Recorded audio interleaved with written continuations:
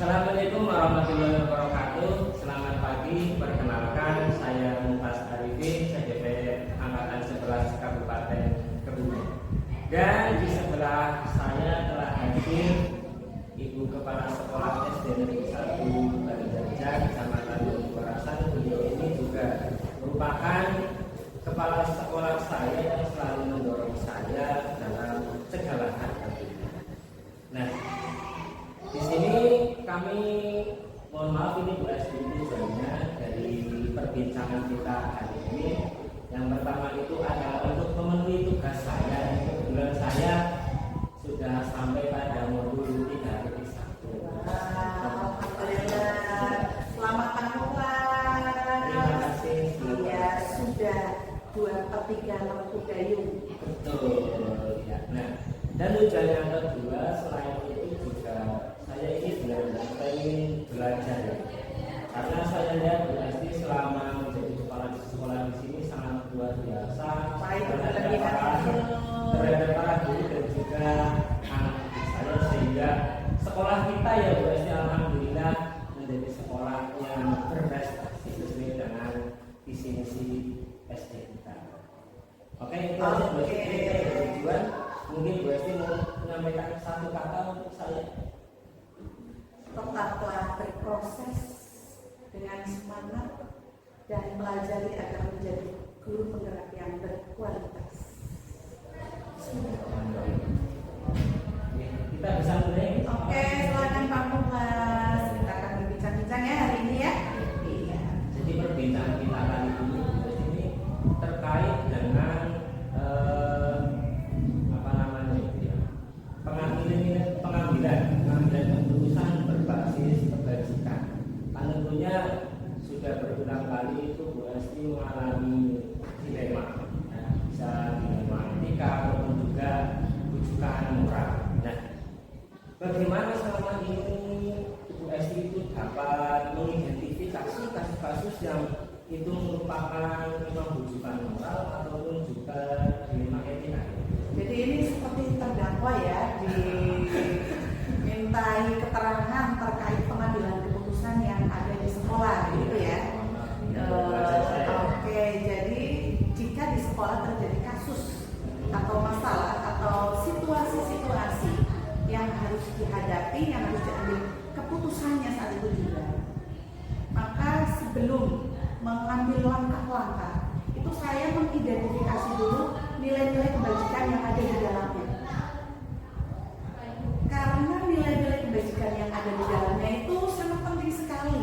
Nilai inilah yang nantinya bisa digunakan oleh kita sebagai dasar apa saja yang akan dilakukan dan memastikan masalah tersebut apakah berhubungan dengan aspek moral atau tidak.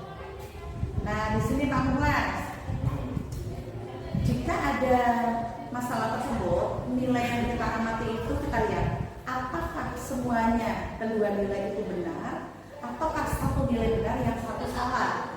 Jika satu benar dan satu salah, maka ini namanya rujukan moral. Tadi seperti yang sudah Pak Mulas sampaikan, rujukan moral. Namun jika satu benar dan satu benar, ini adalah nilai etika. Nah, Pak Mulas tahu nggak kira-kira jika satu nilai benar, nilai kebajikannya benar, yang satu nilai kebajikannya salah, apa yang saya lakukan? Saya lakukan atau tidak? Kalau kedua nilai itu benar, itu apa yang akan Ibu lakukan? Dan kemudian jika memang keduanya salah, itu apa yang akan Ibu lakukan? Jika keduanya benar, maka saya menggolongkan ke dalam kasus dilema etika. Siapa saja yang berdilema di sini? Namun jika keduanya salah, seperti tadi pertanyaan Pak Mulas, karena keduanya salah, berarti ini bukan kasus dilema etika. Nah, tapi ada lagi nih, satu lagi. Jika satu benar, satu salah, ini yang namanya rujukan moral, Pak Mulas. Nah, jika rujukan moral itu tidak perlu dilanjutkan, maka yang harus saya lanjutkan menggunakan berpikir lebih untuk mengambil keputusan itu adalah kasus yang dilema etika, yang posisi benar lawan benar. Jadi keduanya ada nilai-nilai kebenaran yang terkandung di dalam situasi tersebut. Jadi yang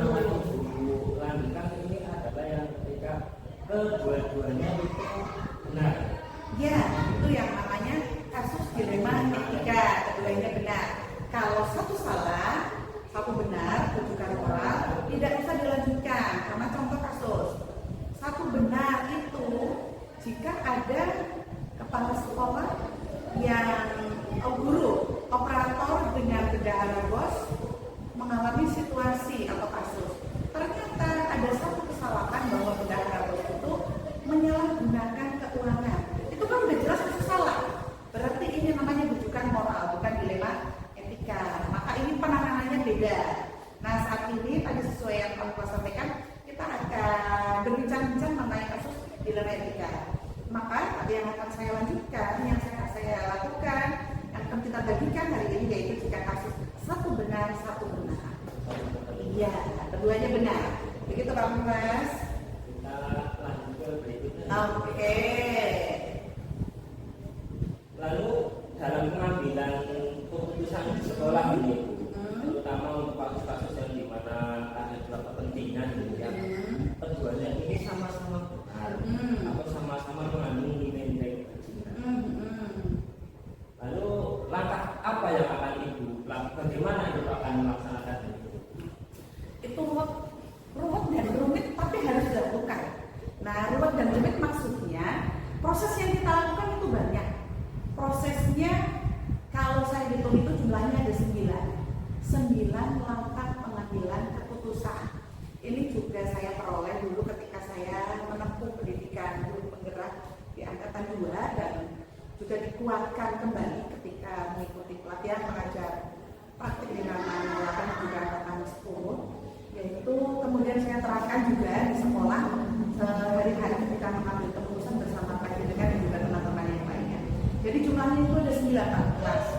Nah, dari 9 langkah pengambilan keputusan ini semuanya harus dilakukan, namun tidak bersifat kaku. Kenapa harus dilakukan? Agar keputusan yang kita ambil itu tepat. Yang pertama yaitu kita harus mengidentifikasi nilai-nilai yang terkandung di dalamnya, yang tadi sudah sebutkan. Kemudian setelah nilai-nilai itu teridentifikasi dan kasus dilema etika, kita lanjutkan. Kita tentukan siapa saja orang yang terlibat di dalamnya. Orang-orang yang terlibat di dalam situasi tersebut. Apa latar belakangnya dan mengapa hal itu bisa terjadi? Dilema siapakah itu? Nah, setelah kita menentukan siapa pelakunya, hal yang ketiga, ini nomor 3 ya. Berarti kita mendata atau mencari fakta-fakta yang relevan. Nah, data-data yang dikumpulkan yang relevan ini sebagai data yang akan kita gunakan pendorong untuk menentukan langkah selanjutnya. Nah, kemudian setelah fakta-fakta yang terkumpul, yang keempat kita berpikir berdasarkan pengujian benar lawan salah. Pengujian benar lawan salah, kelas itu yang keempat. Nah, yang kelima pengujian benar lawan benar. Nah, ini sudah ada pengujian benar lawan benar, kok dilanjutkan benar lawan salah? Pak Mas penasaran nggak ingin tahu bedanya? Ini Bu. Oke. Ya, dan yang keempat itu kan ada benar lawan salah.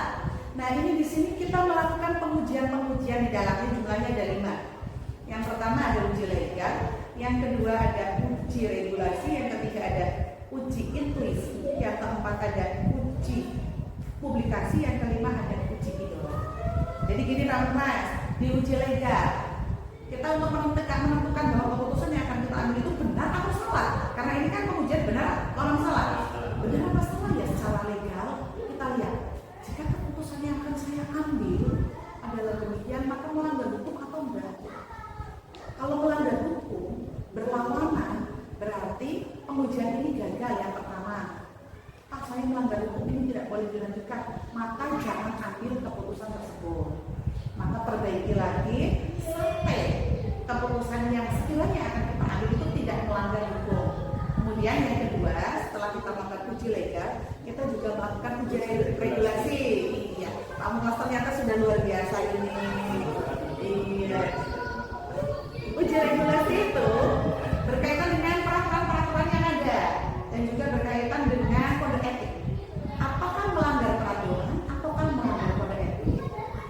melanggar, jangan dilakukan. Maka cari lagi keputusan yang lainnya.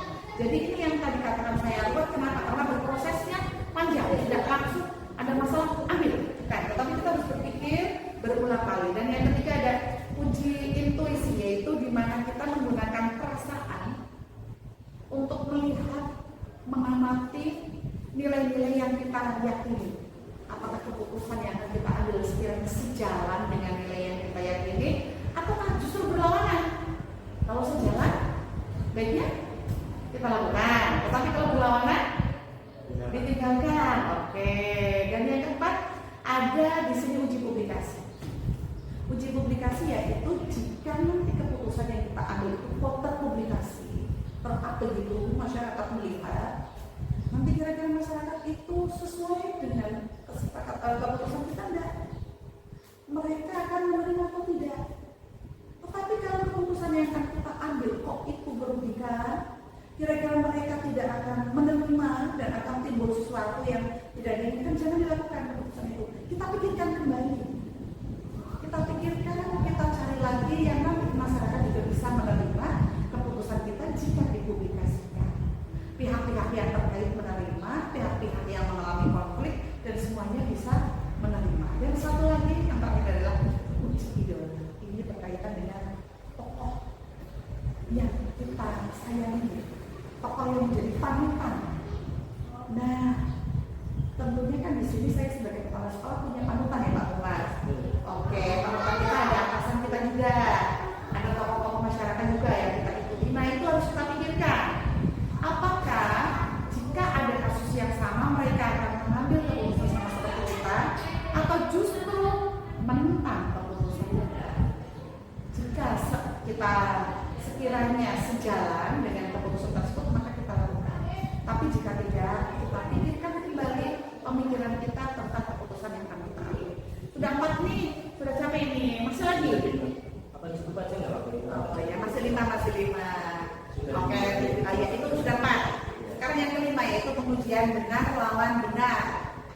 Benar lawan benar, Pak Mulas. Benar lawan benar itu kita nanti berpikir berdasarkan paradigma. Paradigma yang sudah dipelajari di buku penggerak itu harus kita lakukan juga, Pak Mulas. Karena ini penting sekali. Di situ paradigma yang kita lakukan, kita bisa memilih dari 4 paradigma yang ada, atau lebih juga tidak masalah untuk mengambil keputusan ini. Yaitu yang pertama yaitu individual versus kelompok, kemudian yang kedua rasa keadilan dan rasa kepastian, yang ketiga kebenaran dan kesetiaan, dan yang keempat jangka pendek vs versus jangka panjang. Iya, jadi kita harus memikirkan tempatnya. Apakah jika saya mengambil suatu keputusan ini untuk individu ini, kemudian komunitas yang lain, kelas-kelas yang lain, kelompok yang lain itu menerima?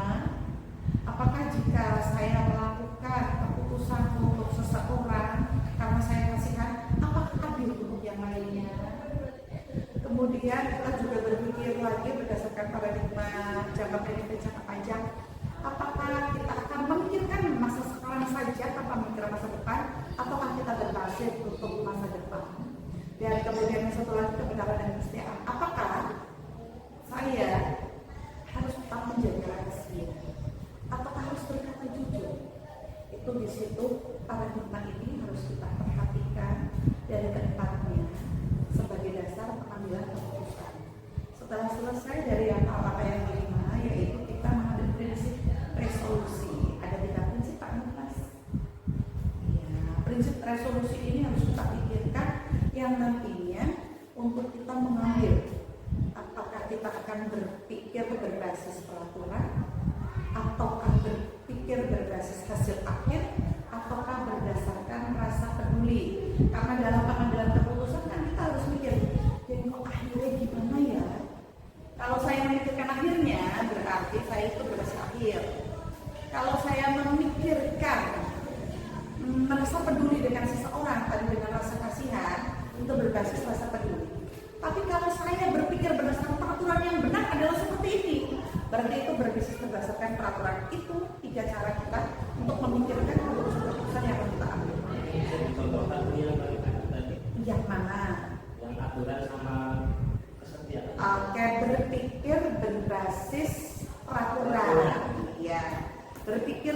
berbasis peraturan gini.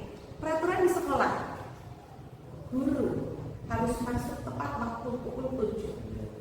Karena guru, betul begitu Pak Mulas?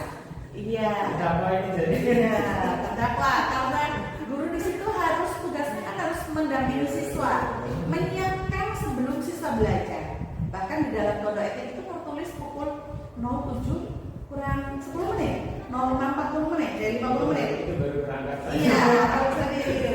Nah, ini berarti Pak Mulas mengalami kasus dilema etika yang nanti akan kita berikan di pertemuan yang akan datang. Begitu? Iya. Nah di situ kalau harus berpikir berbasis peraturan, maka keputusan yang harus diambil itu nanti dilakukan bersama panjenengan. Saya harus sesuai dengan peraturan. Berarti jenengan ini tidak benar. Karena keputusannya harus sesuai dengan aturan. Tapi beda lagi. Melanggar toleransi. Nah, ini ada lagi. Ini jika berpikir berdasarkan rasa peduli, careless thinking, saya peduli dengan jenengan. Oh, karena Pak Mulas rumahnya jauh, punya anak kecil, 2, terus kemungkinan dia di jalan ada sesuatu, maka ada toleransi tidak 06450, tapi 0700 dimaklumi, yang 10 menit nanti diganti oleh guru tiket. Begitu Pak Mulas, ya, dan kita akan bagikan untuk menangani kasus Pak Mulas pada sesi berbagi berikutnya, begitu ya Pak Mulas? Iya. Baru sudah 6 tadi. Sekarang yang ketujuh, investigasi opsi trilema, yaitu penyelesaian secara kreatif yang harus saya lakukan. Ini kenapa kok kreatif? Karena ini dapat muncul secara tiba-tiba Pak. Ketika posisi sudah berpikir sulit dalam masa kesulitan, ini kreatif ini bisa keluar sehingga nanti karena sudah keluar ini akan menjadi keputusan yang tidak terduga dari dua pilihan yang sudah ada. Makanya kan ada opsi-opsi tertentu. Nah ini opsi yang ketiga yang namanya opsi trilema. Dan yang ke-8 setelah dipikirkan sampai opsi trilema kita ambil keputusannya. Lalu yang menarik lagi ini yang ke-9. Setelah keputusan terambil, biasanya manusia kan keputusan terambil harus laksanakan, begitu kan? Nah, ini saya refleksi kembali Pak Mulas. Ya, refleksi kembali untuk melihat keputusan agar dapat dilaksanakan dengan penuh tanggung jawab. Jika nanti dilaksanakan kok sekiranya tidak sesuai, maka bisa dilakukan ulang lagi. Tetapi jika sudah direfleksikan sesuai, maka kita terapkan dan insya Allah hasilnya luar biasa. Seperti yang sudah kita lakukan selama ini ya Pak Mulas ya. Iya. Wah, ini berlebihan ini. Ini baru 9. Oh iya, sudah refleksi. Ya, jadi kesimpulannya ya, Bu, jadi dari pertanyaan saya tadi, Ibu itu menggunakan yang pertama kan karena ruwet ya Bu ya, dari berproses ya, berproses yang panjang. Iya, dari situ Ibu mungkin akan menggunakannya 9 pengambilan keputusan. Keputusan yaitu dari yang saling bertentangan, bukan siapa yang terlibat, dan juga kemudian ada fakta-fakta, kemudian pengujian legal benar atau salah. Di situ yang di dalamnya ada uji regulasi, uji definisi dan juga justifikasi, terus tentang idola. Nah, kemudian yang langkah yang kelima dari 9 itu ada pengujian paradigma benar atau salah, dan juga ada kemudian melakukan prinsip resolusi juga ya. Betul, terus yang ke-7 ada investigasi opsi dilema, yang ke-8 buat keputusan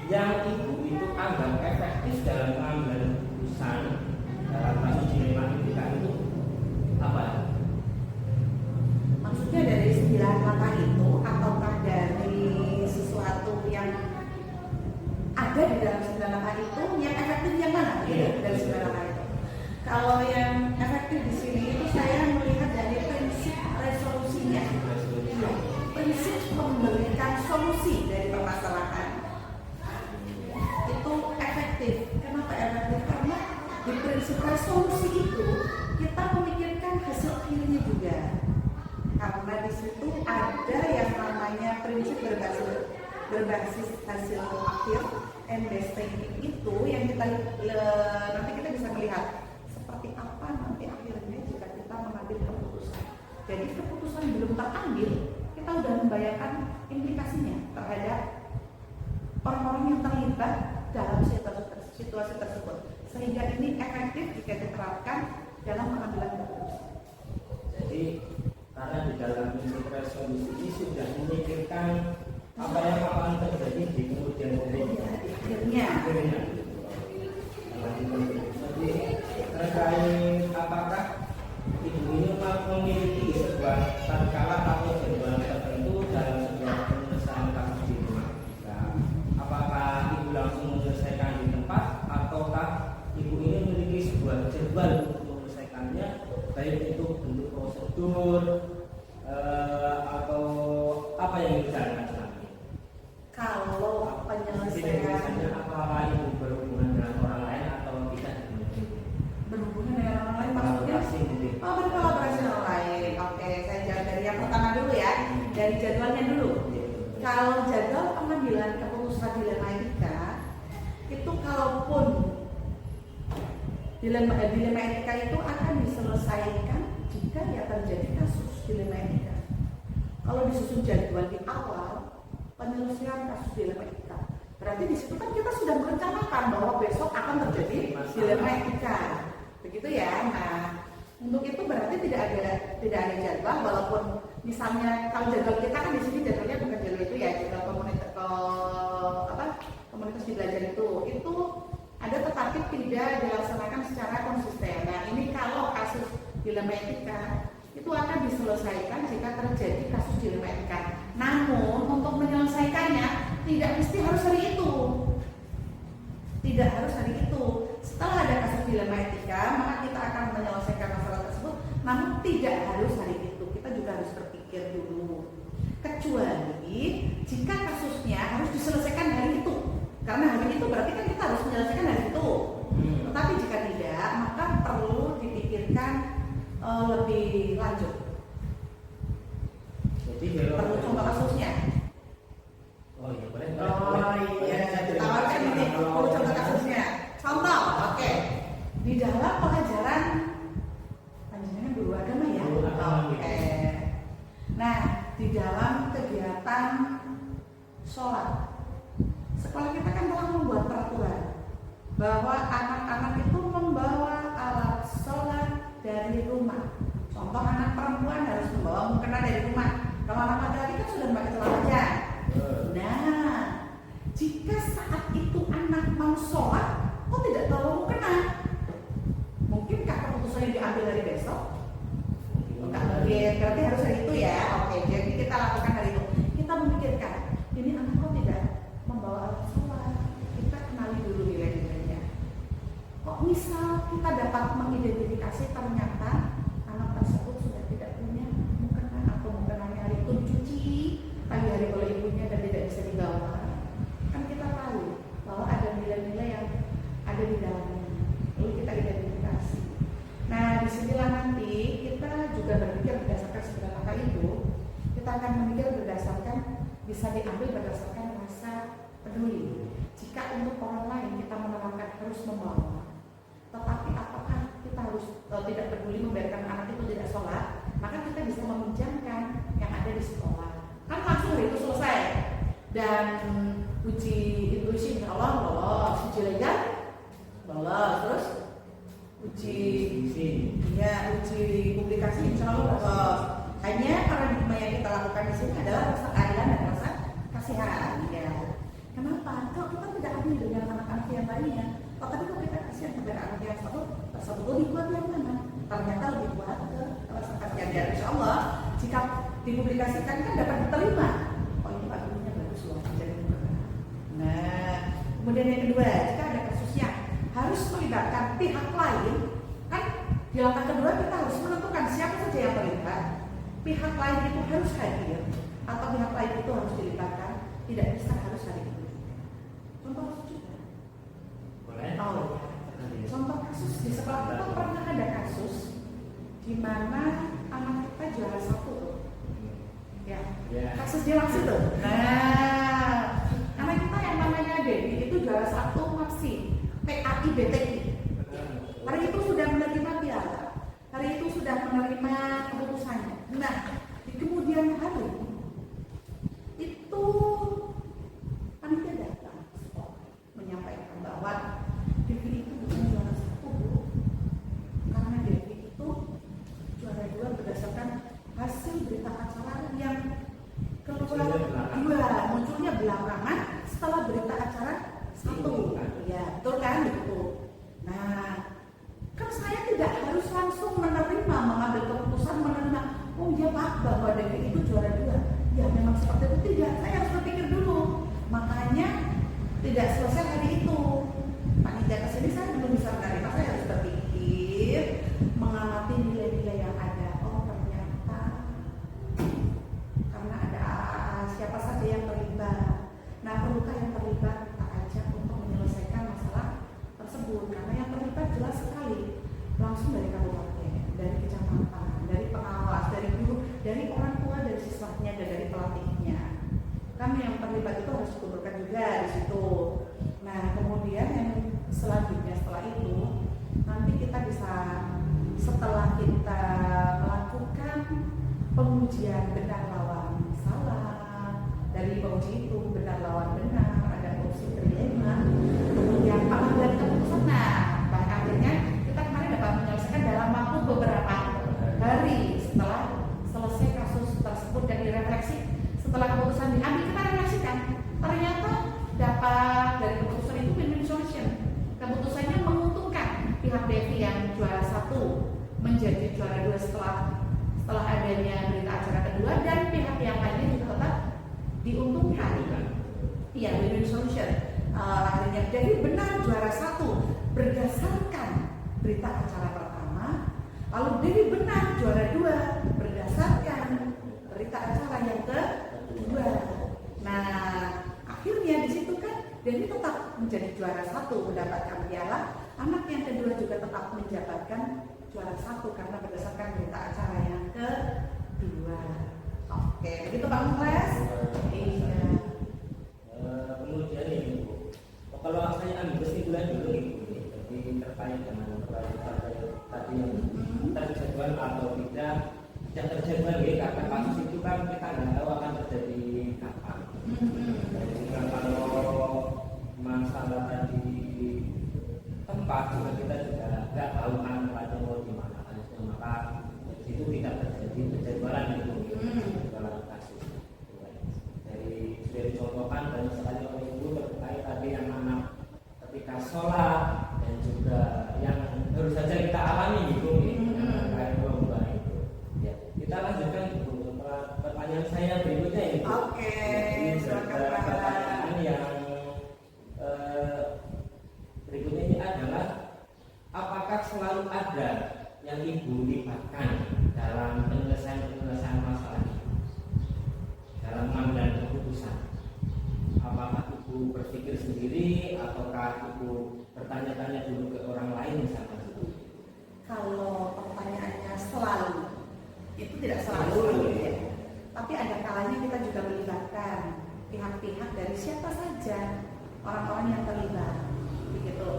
Tetapi alangkah baiknya jika kasusnya dilemakan, kita harus melibatkan, karena kan kita harus tahu dilema siapa di situ. Saat dilema etika ya berarti harus melibatkan orang. Iya, kita libatkan orang-orang yang perlu dilibatkan. Cukup gitu ini kita ke yang terakhir nih pertanyaan. Alhamdulillah sudah yang terakhir ini ya. Dari Iya. semua hal yang telah ibu sampaikan ini sangat luar biasa. Yakin ini sangat bermanfaat untuk saya dan wawancara kali ini. Namun ini masih ada satu pertanyaan lagi, mohon maaf. Pembelajaran apa yang dapat ibu petik dari pengalaman ibu mengambil keputusan dilema etika? Pembelajaran yang saya dapat dari kasus dilema etika yaitu di mana kita harus menjunjung nilai-nilai kebajikan. Karena setiap situasi yang terjadi pasti tidak ada alasannya. Maka kita gali alasan-alasan yang terkait dengan nilai-nilai kebajikan.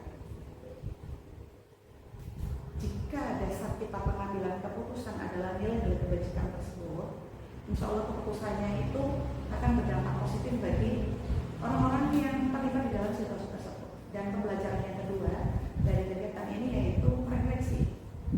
Karena langkah ke-9 itu refleksi Pak kelas. Itu luar biasa. Keputusan sudah kita ambil kan? Kita masih diberikan kesempatan merefleksi kembali keputusan tersebut apakah tepat atau tidak. Dampaknya bagaimana? Siapa saja? Itu kan luar biasa sekali. Jadi di sini kita sebagai manusia memang harus selalu merefleksi diri untuk memperbaiki diri, memperbaiki keputusan. Jadi dua pembelajaran yang utama yang saya terima yaitu terkait dengan pelibatan nilai kebajikan dan juga merefleksi kembali keputusan. Begitu Pak Kelas.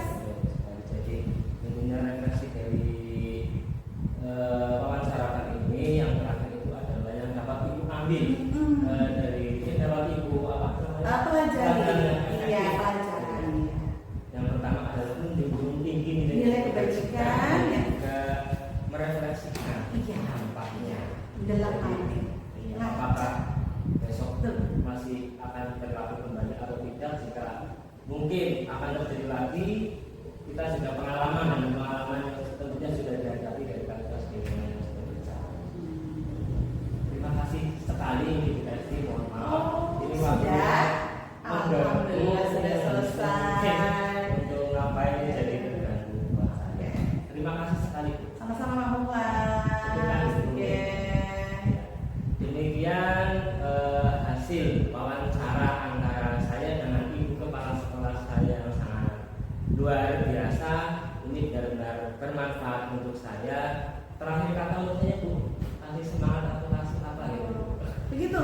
Saya semangat sama dengan semangat saya untuk guru saya yang lainnya, tetaplah semangat dan berproses untuk menjadi guru penggerak yang berkualitas satu lagi dan berpihak pada murid.